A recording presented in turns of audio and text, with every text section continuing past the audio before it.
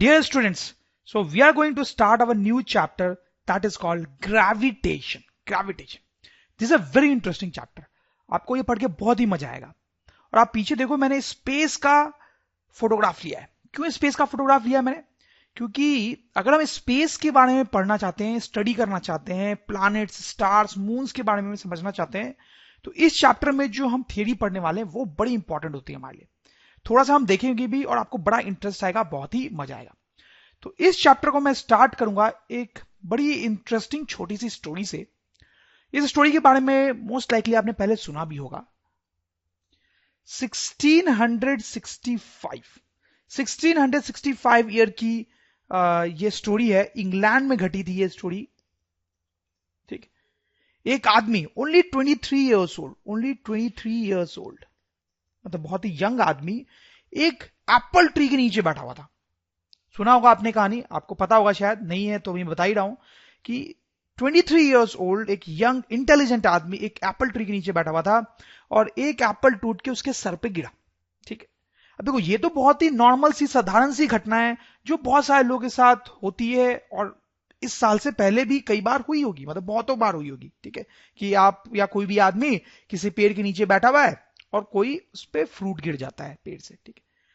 तो ये जो इवेंट था ये बहुत ही आम था, बहुत ही साधारण था, लेकिन ये जो आदमी नीचे बैठा हुआ था ना, ये बिल्कुल भी साधारण नहीं था. He was an absolute genius. इसे ये सोचना शुरू किया कि यार ये जो एप्पल नीचे गिरा वो आखिर नीचे क्यों गिरा. ठीक है. आप ऐसा सोचो ना कि ये ऊपर भी तो जा सकता था टूट के, राइट में भी जा सकता था टूट के, लेफ्ट में भी जा सकता था टूट के, लेकिन ये नीचे ही क्यों गिरा. ये आदमी ये सोचना शुरू करता है और उसके बाद उसने एक थियरी दी जिसको हम बोलते हैं यूनिवर्सल लॉ ऑफ ग्रेविटेशन. ये बहुत ही पावरफुल लॉ है फिजिक्स का.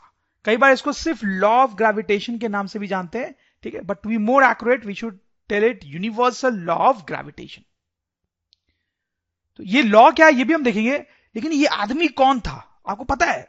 None other than Isaac Newton. A genius, an absolute genius. इनकी बात हमने पहले भी कुछ चैप्टर्स में की है और इस चैप्टर में भी हम जो पढ़ने वाले हैं वो सब इनकी ही देन है. ठीक है. तो इन्होंने क्या यूनिवर्सल लॉ ऑफ ग्रेविटेशन दिया था, that is what we are going to see. तो देखें, सपोज करें आप कि हमारे पास दो ऑब्जेक्ट्स हैं. जैसे फॉर एग्जांपल आप सोच सकते हो ये एक बॉल है हमारे पास जिसका मास है capital M. Mass is capital M. ठीक है. और ये एक और बॉल है, कोई ऑब्जेक्ट है जिसका मास है स्मॉल एम. ठीक है. तो कोई दो ऑब्जेक्ट्स है हमारे पास, उनका कुछ मास है, इसका कैपिटल एम, इसका स्मॉल एम. उनके सेंटर्स के बीच में, इसका सेंटर और इसका सेंटर, दोनों के सेंटर के बीच में जो दूरी है जैसा कि दिखाया गया है दैट इज डी. ठीक है. तो ये यूनिवर्सल लॉ ऑफ ग्रेविटेशन देखो क्या बोलता है स्टूडेंट्स, कि ये दोनों ऑब्जेक्ट्स एक दूसरे को अट्रैक्ट करते हैं. मतलब जैसे ये जो ऑब्जेक्ट है, ठीक है, ये जो बॉल है, ये जो ऑब्जेक्ट है वो इसको अपनी तरफ खींचता है ऐसे फोर्स लगा के. ठीक है. ये जो ऑब्जेक्ट है वो इस ऑब्जेक्ट पे इधर की तरफ फोर्स लगाता है. ठीक है. और वैसे ये जो ऑब्जेक्ट है वो इस पे इधर की तरफ फोर्स लगाता है. मतलब देखा जाए तो हम बोल सकते हैं कि ये दोनों एक दूसरे को अट्रैक्ट कर रहे हैं. तो हम लिख सकते हैं यहां पे quickly, two objects having mass attract each other. एक दूसरे को अट्रैक्ट करते हैं. यहां पे दूसरी इंपॉर्टेंट पॉइंट जिसमें कई बार लोग कंफ्यूज हो जाते हैं वो आप समझ लीजिए कि इस पे जो अट्रैक्शन फोर्स F लग रहा है और इस पे जो अट्रैक्शन फोर्स F लग रहा है, दोनों की वैल्यू सेम होती है. मतलब अगर ये वाला फोर्स 100 न्यूटन का है तो ये वाला फोर्स भी 100 न्यूटन का होगा. दोनों बराबर होते हैं. ठीक. कुछ लोग कंफ्यूज हो जाते हैं कि ये बड़ा है तो इस पे ज्यादा फोर्स लगेगा, ये छोटा है तो इस पे कम लगेगा. ऐसा कुछ भी नहीं होता है. ठीक है. दोनों के दोनों फोर्स जो होते हैं वो बराबर होते हैं. ठीक है. Force on both objects is same. दोनों पे जो फोर्स है उसका मैग्नीट्यूड सेम होता है. इनफैक्ट ये जो फोर्स है और ये जो फोर्स है ये एक्शन रिएक्शन पेयर होते हैं. They are action reaction pair. ठीक है. This is an important thing, इसको आप याद रख सकते हैं. डिफिकल्ट क्वेश्चन जब पूछा जाता है एग्जाम में तो ये पूछा जा सकता है, एक्शन रिएक्शन पेयर. ठीक है. तो ये दोनों एक्शन रिएक्शन पेयर होते हैं. तो आपको तो पता ही है कि जो एक्शन रिएक्शन पेयर होते हैं उनकी वैल्यू सेम होती है, जो मैंने आपको यहां पे बताया, और डायरेक्शन उल्टी होती है, अपोजिट होती है. आप देख सकते हो ये राइट की तरफ लग रहा है और ये लेफ्ट की तरफ लग रहा है. ठीक है. तो ये दोनों एक्शन रिएक्शन पेयर होते हैं स्टूडेंट्स. ठीक है. तीसरा पॉइंट हम कुछ ऐसा लिख सकते हैं, ध्यान से देखें आप, force acts along the line joining the centers of both objects. ठीक है, कहने का मतलब है कि इन दोनों ऑब्जेक्ट के हम सेंटर को अगर ज्वाइन करते हैं, ठीक है, तो इस तरह से एक लाइन बनेगी यहां पे, ठीक है, जो मेरे कर्सर के लॉन्ग होगी। तो जो दोनों पे फोर्स होता है वो उसी लाइन के लॉन्ग लगता है। मतलब ऐसा नहीं है कि इस पे फोर्स इधर लग गया या इधर फोर्स लग गया, ऐसा नहीं होता है। दोनों पे जो फोर्स लग रहा है दोनों को ज्वाइन करने वाली लाइन के लॉन्ग लग रहा है। ठीक है स्टूडेंट्स, तो आप समझ रहे हो। तो अभी तो हम एक और मेन चीज देखने वाले हैं यहां पे, बट अभी आप ये समझो कि दो ऑब्जेक्ट्स अगर हमारे पास हैं तो वो दोनों एक दूसरे को अट्रैक्ट करते हैं, ठीक है, एक दूसरे पे फोर्स लगाते हैं। ये ग्रेविटेशनल, ये यूनिवर्सल लॉ ऑफ ग्रेविटेशन का कहना है, ठीक। और ये जो फोर्स यहां पे लगता है स्टूडेंट्स, उसको कई बार ग्रेविटेशनल फोर्स बोलते हैं, ग्रेविटेशनल फोर्स। ठीक बात है। तो स्टूडेंट्स यहां पे एक प्रैक्टिकल सिचुएशन देखते हैं इस लॉ को और अच्छे से समझने के लिए, ठीक है।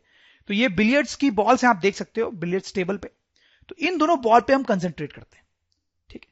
तो अभी जो हमने पढ़ा उसके अकॉर्डिंग क्या होना चाहिए, ये दोनों बॉल्स के पास मास होगा, ठीक है, इनफैक्ट दोनों का मास सेम ही होना चाहिए।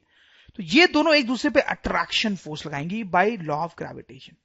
ये दोनों एक दूसरे पे इस तरह से अट्रैक्शन फोर्स लगाएंगे। और किस पे ज्यादा फोर्स लगेगा, लॉ बोलता है कि दोनों पे इक्वल अमाउंट ऑफ फोर्स लगना चाहिए, दोनों पे इक्वल अमाउंट ऑफ फोर्स लगेगा, ठीक है। अब जरा आप सोचो स्टूडेंट्स, अगर इस रेड वाली बॉल पे इधर राइट की तरफ फोर्स लग रहा है, राइट की तरफ फोर्स लग रहा है, तो इसको तो राइट की तरफ मूव कर देना चाहिए, ठीक है। वैसे ये जो व्हाइट वाली बॉल है उस पर लेफ्ट की तरफ फोर्स लग रहा है, तो उसको लेफ्ट की तरफ मूव कर देना चाहिए, ठीक है, होना चाहिए ऐसा। अगर दो बॉल्स को हम टेबल पे ऐसे रख दें तो ये जो लॉ है हमारा बोलता है कि दोनों एक दूसरे को अट्रैक्ट करेंगे, तो दोनों को इधर और इधर मूव करना चाहिए। लेकिन क्या ऐसा एक्चुअली में होता है, नहीं होता है स्टूडेंट्स, ऐसा एक्चुअली में नहीं होता है। तो क्यों नहीं होता है, क्या गड़बड़ है यहां पे। तो एक्चुअली में क्या होता है स्टूडेंट्स कि ये जो फोर्स यहां पे लग रहा होता है ना, वो बहुत ही कम होता है, very very small, very very small, ठीक है। हम कैलकुलेट करके भी उसको देखेंगे थोड़ी देर में। तो यहां पर इन दोनों बॉल्स पे जो फोर्स लग रहा होता है वो इतना कम होता है, ये जो ग्रेविटेशनल फोर्स है वो इतना इतना इतना ज्यादा कम होता है कि उसका कोई इफेक्ट होता ही नहीं है। लग रहा होता है लेकिन इतना कम लग रहा होता है कि उसका कोई इफेक्ट हमें दिखाई ही नहीं देता है स्टूडेंट्स। अब जरा ये वाली फोटोग्राफ देखें आप, यहां पे ऑब्वियसली आप समझ रहे होंगे this is earth, mother earth, and this is actually moon, ठीक है स्टूडेंट्स, ठीक। अब देखो इसके पास भी अपना कुछ मास है और इसके पास भी अपना कुछ मास है। तो लॉ ऑफ ग्रेविटेशन के अकॉर्डिंग ये दोनों भी एक दूसरे को क्या कर रहे होंगे, इस तरह से अट्रैक्ट कर रहे होंगे, इक्वल फोर्स, ठीक, अट्रैक्ट कर रहे होंगे, ठीक। देखो जिस तरीके से ये दोनों बॉल पे ग्रेविटेशनल फोर्स लग रहा होगा, बिल्कुल उसी तरीके से इन दोनों पे भी ग्रेविटेशनल फोर्स लगेगा। लेकिन क्या होता है कि यहां पर ये जो ग्रेविटेशनल फोर्स लगता है ये बहुत लार्ज होता है, वेरी लार्ज, वेरी लार्ज, ठीक। और क्योंकि ये फोर्स यहां पे बहुत लार्ज होता है तो इस फोर्स का इफेक्ट दिखाई देता है। और क्या इफेक्ट होता है इसका वो हम स्टडी भी करेंगे इस चैप्टर में आगे, ठीक। तो आप सोच रहे होंगे स्टूडेंट्स कि यहां पर वो फोर्स बहुत कम क्यों था और यहां पे वो फोर्स बहुत ज्यादा क्यों था। तो अभी थोड़ी देर हम ये भी देखेंगे कि ये जो फोर्स की वैल्यू होती है ये ऑब्जेक्ट्स के मास पे डिपेंड करती है। ये जो बॉल्स है उनका मास बहुत ही कम है, कम है, कम है, तो इसलिए फोर्स भी बहुत कम है, बहुत कम।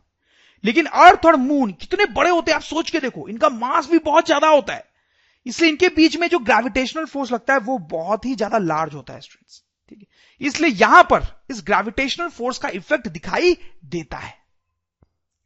जैसे अगर आप इस फोटोग्राफ में देखें तो this is again earth and this is actually sun, ठीक है। इस फोटोग्राफ में सन छोटा दिख रहा है आपको, लेकिन आप तो पता ही है आपको कि सन जो है वो तो अर्थ से बहुत बड़ा होता है। तो इन दोनों के बीच में भी उसी तरीके से ग्रेविटेशनल फोर्स लगता है। और क्योंकि अर्थ और सन का भी मास बहुत ज्यादा है तो यहां पर भी जो ग्रेविटेशनल फोर्स लगता है वो बहुत ज्यादा होता है और उसका इफेक्ट दिखाई देता है स्टूडेंट्स, ठीक। तो मैं आपको यह बताना चाह रहा हूं कि normal day to day life में जो ऑब्जेक्ट्स होते हैं उनका मास कम होता है, मास कम होता है, इसलिए ग्रेविटेशनल फोर्स छोटा होता है, इसलिए उसका इफेक्ट पता नहीं चलता है नॉर्मल लाइफ में। लेकिन हम सेलेस्टियल ऑब्जेक्ट्स को देखें, सेलेस्टियल ऑब्जेक्ट्स को देखें, प्लैनेट, स्टार्स, मून्स, तो उनका मास बहुत ज्यादा होता है, उनके बीच में जो ग्रेविटेशनल फोर्स होता है वो बहुत ज्यादा होता है, तो यहां पर उस फोर्स का इफेक्ट दिखाई देता है। कहने का मतलब है आप देखो कि यहां पर मान लो कुछ ये 2-3 ऑब्जेक्ट्स रखे हुए किसी टेबल पे, तो इन सबका आपस में मास है, जैसे हम इसको और अगर इसको कंसीडर कर लें तो ठीक है, तो ये दोनों एक दूसरे को अट्रैक्ट कर रहे होते हैं ग्रेविटेशनल फोर्स से, लेकिन उस फोर्स का कभी आपको इफेक्ट दिखाई नहीं देगा। क्यों? क्योंकि ये फोर्स यहां पे बहुत कम है। ये जैसे रूम है, आप देखो तो ये एक चेयर या सोफा सेट हो गया, ये टेबल हो गया, ये टेलीविजन हो गया, इन सब का मास है, लेकिन बहुत ज्यादा मास होता नहीं है। जैसे ये टेबल और ये टेलीविजन, ये दोनों भी एक दूसरे को अट्रैक्ट कर रहे होते हैं, ठीक है, दोनों पे इस तरह से फोर्स लग रहा होता है, लेकिन वो इतना कम फोर्स लग रहा होता है कि उसका इफेक्ट हमें दिखाई नहीं देता है, ठीक है। इस फोर्स के कारण ये ऐसा नहीं होता कि ये टेबल इधर मूव करने लगे, या ऐसा नहीं होता कि ये टीवी इधर मूव करने लगे, क्योंकि फोर्स इतना कम होता है। वैसे ही अगर दो लोग भी हैं, अगर आप सोचो दो लोग भी हैं, टू पीपल आर देयर, तो उनका भी मास होता है, तो उनके बीच में भी ग्रेविटेशनल फोर्स लगता है स्टूडेंट्स, बिल्कुल वैसे ही जैसे बाकी चीजों में लगता है। लेकिन once again the force is so small that it has no effect as such, उसका कोई इफेक्ट नहीं होता है, ठीक। तो gravitational force is a very important type of force, but the point is कि नॉर्मल ऑब्जेक्ट्स के बीच में वो बहुत कम लगता है, इसलिए उसका इफेक्ट दिखाई नहीं देता है। लेकिन जब हम प्लैनेट्स वगैरह की बात करते हैं तो उनका मास बहुत ज्यादा होता है, इसलिए वो ग्रेविटेशनल फोर्स ज्यादा होता है, तो वहां पर उसका बहुत इफेक्ट होता है। इसलिए जब हम एस्ट्रोनॉमी पढ़ते हैं खासकर, ठीक है, तो ग्रेविटेशनल फोर्स तो बिल्कुल जरूरी होता है जानना। चलो स्टूडेंट्स, तो हम आगे बढ़ते हैं, इस चीजों को मैं थोड़ा और एक्सप्लेन करूंगा एज वी मूव हेड। तो अभी हमने देखा ग्रेविटेशनल लॉ के बारे में कुछ important points, and the most important thing is कि ये जो फोर्स है इन दोनों के बीच में जो लगता है, उसकी वैल्यू कैसे निकलती है। तो यहां पे एक फॉर्मूला होता है, F equals to G M M divide by D square, formula given by Newton. इस फॉर्मूले के हेल्प से दो ऑब्जेक्ट्स के बीच का ग्रेविटेशनल फोर्स निकाला जा सकता है, ग्रेविटेशनल फोर्स, ठीक है। तो यहां पर F क्या है वो तो आप समझ ही रहे हैं, ग्रेविटेशनल फोर्स, ठीक है, सारे टर्म्स की हम बात करेंगे। M क्या है, ठीक है, M जो है ये इसका और इसका मास है, ठीक है। D क्या है, दोनों के सेंटर्स के बीच की दूरी है, आप क्लियरली देख सकते हैं D क्या है। G जो है स्टूडेंट्स, G, उसके बारे में थोड़ी सी बात करनी जरूरी है। G is actually a constant जिसको यूनिवर्सल ग्रेविटेशनल कांस्टेंट के नाम से जाना जाता है, ग्रेविटेशनल कांस्टेंट के नाम से जाना जाता है, ठीक है। और इसकी वैल्यू जो है that is 6.673 into 10 to power minus 11 होती है। यहां पे यूनिट भी आती है जिसके बारे में हम बात थोड़ी देर में करेंगे, ठीक है। तो जी एक कांस्टेंट होता है, मतलब उसकी वैल्यू फिक्स्ड है, ठीक है। जैसे आप समझो ना कि यहां पर अगर हम अलग अलग टाइप की बॉल्स ले लें, छोटी बॉल, बड़ी बॉल, अलग अलग टाइप की बॉल्स ले लें, तो ये एम क्या हो जाएंगे, चेंज हो जाएंगे, ठीक है। इन दोनों बॉल्स के बीच की अगर हम दूरी को भी बढ़ा सकते हैं, कम कर सकते हैं, तो डी भी चेंज हो सकता है। लेकिन ये जी जो है वो फिक्स्ड है, आप दुनिया की कोई भी बॉल ले लो, उनके बीच आप कुछ भी डिस्टेंस ले लो, और इन दोनों बॉल्स को आप अमेरिका में रखो, इंडिया में रखो, चाइना में रखो, कहीं भी रखा के रखो, ठीक है, ये जो जी की वैल्यू होती है वो हमेशा इतनी ही होती है, ठीक है। That is why it is called a constant, और इसको एक नाम दे दिया गया है यूनिवर्सल ग्रेविटेशनल कांस्टेंट। इसकी जो वैल्यू मैंने आपको बताई है वो हेनरी कैवेंडिश द्वारा बताई गई थी, हेनरी कैवेंडिश, बहुत ही अच्छे साइंटिस्ट थे ये, उन्होंने कुछ एक्सपेरिमेंट्स करके जी की ये वैल्यू एक्चुअली हमें बताई थी। तो देखा जाए स्टूडेंट्स, तो these are the points of universal law of gravitation, ठीक है। इसका स्टेटमेंट भी हम थोड़ी देर में लिख लेंगे अभी, बट कुछ क्वेश्चंस करके इस फॉर्मूले को और अच्छे से समझने की हम कोशिश करते हैं। जैसे देखते हैं इस छोटे से क्वेश्चन के बारे में, तो इन दोनों बॉल के बीच में ग्रेविटेशनल फोर्स लगता है, थोड़ा सा हमने डिस्कस किया है, वही कितना लगता है स्टूडेंट्स, वही हमें कैलकुलेट करना है, ठीक है, वही क्वेश्चन है। तो दोनों बॉल का मास दिया हुआ है 1 kg, ठीक है, उनके बीच का डिस्टेंस दिया हुआ है 0.5 metre. Find the value of gravitational force between the two balls, ठीक है। तो कैसे निकालेंगे, बहुत सिंपल है, ग्रेविटेशनल फोर्स निकालने का भी तो ये फॉर्मुला यूज होगा, F equals to G M M divide by D square, ठीक है। अब देखो यहां पे G क्या है, मैं बताता, G एक कांस्टेंट है, और यहां पे लिखा हुआ है कि take G equals to this, तो लिखा हुआ है G इतना होता है तो हम वही रख लेंगे, 6.7 इंटू 10 टू पावर माइनस 11। हो सकता है स्टूडेंट्स कि आप सोच रहे हो कि कुछ देर पहले मैंने आपको बताया था कि G equals to 6.673 673 into 10 to power minus 11 होता है, ठीक है, लेकिन यहां पे 6.7 लिखा हुआ है। तो देखो एक्चुअली में तो वैल्यू 6.673 होती है, लेकिन कई बार क्वेश्चंस में हम अप्रोक्सीमेटली 6.7 ले लेते हैं वैल्यू, ठीक है, उससे कैलकुलेशन थोड़ी सी आसान हो जाती है, ठीक है, कैलकुलेशन थोड़ी सी आसान हो जाती है। तो इसीलिए यहां पे दिया हुआ है कि आप G को 6.7 ले लो, नहीं भी दिया हुआ है ना तो आप ले सकते हो कैलकुलेशन को आसान करने के लिए, तो वही यहां पे हमने किया। फिर दोनों मास का प्रोडक्ट, तो इसका मास 1 kg और इसका भी 1 kg, तो 1 into 1 divide by D square, इन दोनों के बीच का distance students that is half metre, ठीक है। अब देखो इसको सॉल्व तो किया ही जा सकता है, थोड़ा सा लंबा तो होता है सॉल्व करना, ठीक है। तो इतना कुछ आ जाएगा, दिस मच ऑफ न्यूटन। इसका मतलब इन दोनों बॉल्स के बीच में जो ग्रेविटेशनल फोर्स लग रहा है स्टूडेंट्स, जो ग्रेविटेशनल फोर्स लग रहा है, ठीक है, वो है 26.8 इंटू 10⁻11 न्यूटन। तो आप देख सकते हैं फोर्स निकालना कितना आसान है, सिंपली ये फॉर्मूला यूज करना है। जैसे एक और क्वेश्चन मैं आपको बताता हूं, लेट्स हैव अ लुक। देखो यहां पे क्या है, ये आप देख सकते हो अर्थ है, अर्थ, ठीक है, एंड दिस इज मून, ठीक है। उन दोनों का मास दिया हुआ है, mass of earth, M E, मतलब M for mass, E for earth, ठीक है। देखो बहुत ज्यादा होता है अर्थ का मास, बहुत ज्यादा। देखो 6 into 10⁻24 mass of moon 7.4 into 10⁻22 बहुत ज्यादा, ठीक है। और बीच का जो डिस्टेंस है वो भी दिया हुआ है हमें, ठीक है। पर आप ध्यान दें कि डिस्टेंस जो है वो किलोमीटर में दिया है, that is not SI unit, ठीक है। तो उसको मीटर में कन्वर्ट करना पड़ेगा बाद। और क्वेश्चन ये है कि इन दोनों के बीच में जो ग्रेविटेशनल फोर्स लगता है वो हमें बताना है। तो कुछ नहीं स्टूडेंट्स, बस वही formula F equals to G M M by D square. तो जी की वैल्यू जैसा कि दिया हुआ है हम लिख लेंगे 6.7 इंटू 10⁻11, ठीक है। कमिंग टू मास, तो दोनों का मास का प्रोडक्ट, मतलब इसका और इसका प्रोडक्ट, तो that is 6 into 10⁻22 into 7.4 into 10⁻22। Sorry यहां पे गलत हो गया, आप देखो यहां पे 24 है, तो यहां पे आई शुड राइट 24, ठीक है, divide by D square, distance का स्क्वायर। तो ये किलोमीटर में है, तो we should convert it in metres. तो मीटर्स में कन्वर्ट कैसे करेंगे किलोमीटर को, पता है आपको? तो उसके लिए 1000 से मल्टीप्लाई करना पड़ता है, 1000 से मल्टीप्लाई करना होता है तो मीटर में कन्वर्ट हो जाता है। This will be 3.8 into 10⁻8 metres, ठीक है। तो ये वाली जो वैल्यू है मीटर्स में वो यहां पुट करेंगे। तो यूनिट्स का थोड़ा आप ध्यान रखें, कई बार नहीं तो गलती हो सकती है, ठीक है स्टूडेंट्स। इसको थोड़ा सा सॉल्व करना कॉम्प्लिकेटेड है, but definitely you can solve this. मैं आपका टाइम वेस्ट नहीं करूंगा, सीधे आंसर लिख दूंगा, this will be the answer, ठीक है, कैलकुलेट करने के बाद। तो बहुत सिंपली हमने अर्थ और मून के बीच में जो ग्रेविटेशनल फोर्स लगता होगा उसकी वैल्यू भी निकाल ली है। अच्छा, आप एक चीज और आप ध्यान दे सकते हो, यहां पर आप देखो ये वैल्यू बहुत ज्यादा है, 2.01 into 10⁻20 10 to the power 20. This is a huge amount of force, very large force, very large force actually, बहुत ही बड़ा फोर्स है। तो कुछ देर पहले मैं आपको बता रहा था ना कि मून और अर्थ के बीच में, सेलेस्टियल ऑब्जेक्ट्स के बीच में ग्रेविटेशनल फोर्स बहुत ज्यादा होता है, बहुत ज्यादा। और वही आप देखो इस केस में, ये तो जो बॉल्स है छोटे छोटे बिलियर्ड्स के, उनके बीच में जो फोर्स लग रहा है 26.8 इंटू 10⁻11 वेरी स्मॉल फोर्स, बहुत ही छोटा फोर्स है।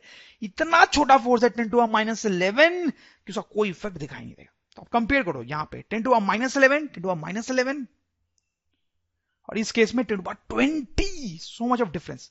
तो मैं आपको बता ही रहा था ना कि सेलेस्टियल ऑब्जेक्ट्स के केस में gravitational force plays a role, significant role. लेकिन डे टू डे लाइफ के जो ऑब्जेक्ट्स होते हैं उसमें वो इतना कम होता है कि कोई फर्क ही नहीं पड़ता उस फोर्स से, हो या ना हो।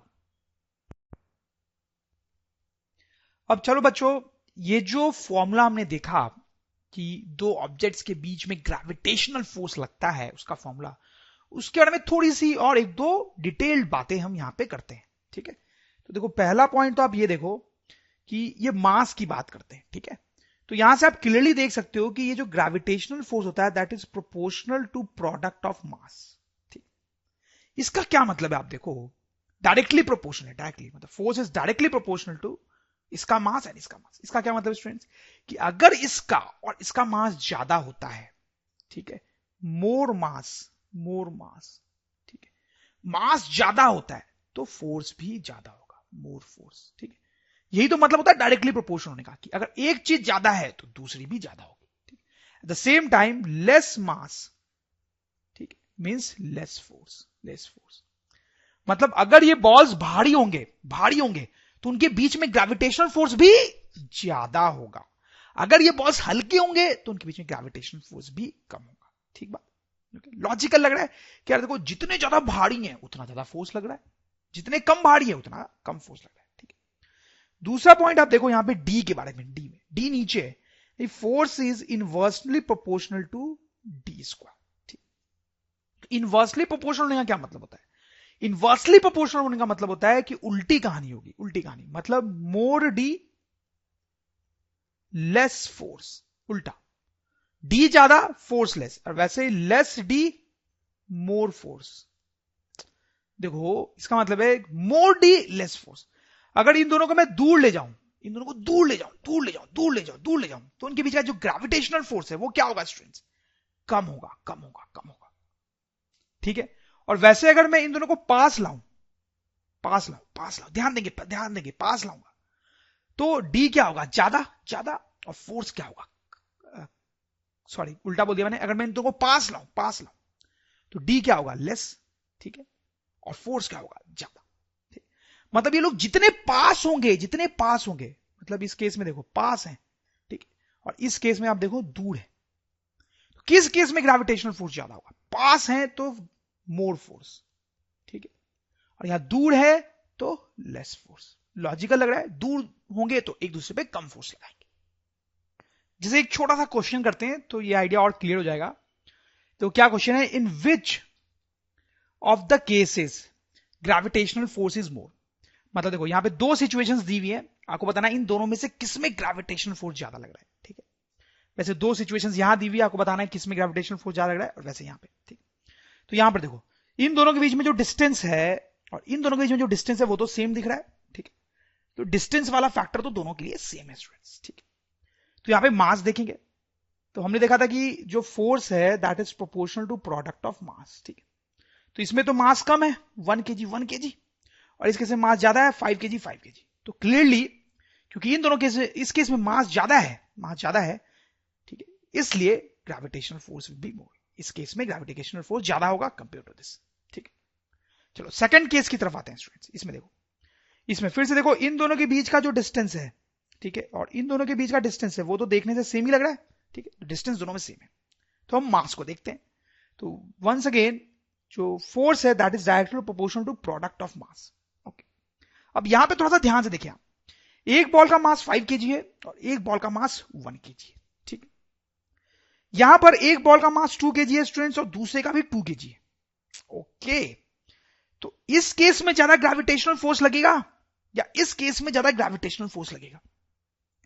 देखिए तो यहां पर ये 5 kg का मास बहुत ज्यादा है, ठीक है, लेकिन फिर 1 kg का बहुत कम भी तो है मास।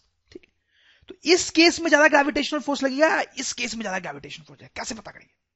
तो it's very simple, force is proportional to product of mass. Product of mass, तो अब मास का प्रोडक्ट देखो, यहां पे मास का प्रोडक्ट क्या है? 5 into 1। ठीक है। यहां पे मास का प्रोडक्ट है 5 into 1 दैट इज 5। यहां पे मास का प्रोडक्ट कितना है? 2 into 2 दैट इज 4। तो अब देखो फाइनली मास का प्रोडक्ट कहां पे ज्यादा है? मास का प्रोडक्ट यहां पर ज्यादा है, यहां पर ज्यादा है। ठीक है। 5 है, तो इस केस में यहां पर ग्रेविटेशनल फोर्स ज्यादा होगा स्टूडेंट्स, यहां पर ज्यादा होगा। ठीक है। इसमें कई बार लोग कंफ्यूज हो जाते हैं, तो ऐसा एक और एग्जांपल मैं आपको देता हूं। तो इन दोनों में से किस केस में ग्रेविटेशनल फोर्स ज्यादा है? तो वंस अगेन आप देख सकते हो दोनों के बीच की जो डिस्टेंस है वो तो बराबर सी ही दिख रही है। ठीक है। तो मास पे फोकस करेंगे, प्रोडक्ट ऑफ मास। तो यहां पे देखो प्रोडक्ट ऑफ मास क्या है? 1 into 4 दैट इज 4। यहां पे प्रोडक्ट ऑफ मास क्या है? 3 into 2 दैट इज 6। तो यहां पे प्रोडक्ट ऑफ मास ज्यादा है, मतलब यहां पे ग्रेविटेशनल फोर्स ज्यादा होगा। ठीक है। तो ऐसे क्वेश्चंस पूछे जा सकते हैं छोटे छोटे, you have to be careful. चलो ये वाला क्वेश्चन देखते हैं स्टूडेंट्स। देखो इसमें आपको साफ साफ दिख रहा होगा कि यहां पर जो डिस्टेंस है वो कम है और यहां पर जो डिस्टेंस है वो ज्यादा है। ठीक है। और जहां तक मास की बराबर है वो सेम है, यहां भी 1 kg और 1 kg, यहां पे 1 kg और 1 kg। तो मास तो दोनों में सेम है, तो डिस्टेंस पे कहानी बनेगी यहां पे। Force is inversely proportional to D square. ठीक है। तो इनवर्सली प्रोपोर्शनल का मतलब होता है कि उल्टा होता है, मतलब डी कम होगा तो फोर्स ज्यादा होगा, डी कम होगा तो फोर्स ज्यादा होगा। तो इस केस में लेस है डी। ठीक है। डी कम है, डिस्टेंस कम है, मतलब ग्रेविटेशनल फोर्स ज्यादा होगा। समझ में आई बात? आप बिल्कुल डाइजेस्ट हो गई होगी, रट गई होगी। एक और अच्छा क्वेश्चन करते हैं स्टूडेंट्स। तो आप देखो यहां पे क्या है, क्वेश्चन में आपको एक्सप्लेन करता हूं कि ये दो ऑब्जेक्ट्स हैं, उनके बीच का डिस्टेंस डी। ठीक है। उनके बीच में जो ग्रेविटेशनल फोर्स लग रहा है वो F0 लिखा गया, उनको F0। ठीक है। अब ये जो डिस्टेंस है वो बढ़ा के हमने डी से 2D कर दिया, कर सकते हैं। इन दोनों ऑब्जेक्ट्स को हम दूर ले गए 2D डिस्टेंस पे। अब इनके बीच में कितना ग्रेविटेशनल फोर्स लग रहा है, अब वो बताना है। पहले F0 लग रहा था, F0 लग रहा था, अब कितना ग्रेविटेशनल फोर्स लग रहा है ये बताना है। फिर उनके बीच का डिस्टेंस हमने 3D कर दिया, तो अब ग्रेविटेशनल फोर्स कितना लग रहा है ये बताना है। देखो कैसे करेंगे इस क्वेश्चन को, this is a very good question students. तो आप देखो अभी भी हमने देखा है इस फॉर्मूले से F equals to G M M by D square, ये जो ग्रेविटेशनल फोर्स का फॉर्मूला है उससे हमने देखा कि F is inversely proportional to D square, inversely proportional to D square. ठीक, तो ये तो क्लियर है कि हम डी को बढ़ाते जा रहे हैं, डी को बढ़ाते जा रहे हैं, तो जो ग्रेविटेशनल फोर्स है वो कम होगा, कम होगा। कितना कम होगा, लेट्स हैव अ लुक। तो ये जो पहले वाला केस है स्टूडेंट्स, उसमें जो ग्रेविटेशनल फोर्स है F nought, that is G M M, दोनों का मास का product divide by D square. सही है, यहां पे जो ग्रेविटेशनल फोर्स है ये उसकी वैल्यू। यहां पे जो ग्रेविटेशनल फोर्स होगा स्टूडेंट्स उसकी वैल्यू होगी जी एम एम, मास तो उतना ही है, ठीक है, डिवाइड बाय डी स्क्वायर। अब इनके बीच की जो डिस्टेंस है वो है 2d, तो यहां पे हम डिस्टेंस लिखेंगे 2d का स्क्वायर। ओके, समझ रहे हो मेरी बात? तो यहां से क्या आएगा, G M M divide by 4d square, 4d square. अगर आप ध्यान से देखेंगे तो यहां पे है this is 1/4 G M M by D square, और ये जो पूरा टर्म है students that is F nought. तो यहां से हम इसको लिख सकते हैं F nought divide by 4, F nought divide by 4। इसका मतलब यहां पर जो ग्रेविटेशनल फोर्स लग रहा है that is F not by 4। तो पहले से कम लग रहा है ना, तो वो तो होना ही था क्योंकि हमने डिस्टेंस बढ़ाया है, तो हमने डिस्टेंस बढ़ाया तो फोर्स तो कम होना ही था। और कितना हुआ एक्चुअली कम होके, F not by 4, F not by 4। पहले एफ नॉट फोर्स लग रहा था, अब एफ नॉट बाई 4। ठीक है स्टूडेंट्स, चलो इस केस में देखते हैं। इस केस में once again force equals to G M M divide by बीच का जो डिस्टेंस है उसका स्क्वायर, मतलब 3d का स्क्वायर। तो यहां से आ जाएगा G M M divide by 9d square. ठीक है, तो 1/9 G M M by D square. तो ये जो क्वांटिटी है ये तो एफ नॉट के बराबर है, तो एफ नॉट बाई 9 स्टूडेंट्स। मतलब यहां पर जो ग्रेविटेशनल अट्रैक्शन फोर्स लग रहा है that is F not by 9। ठीक है, तो सॉल्व कर लिया हमने क्वेश्चन।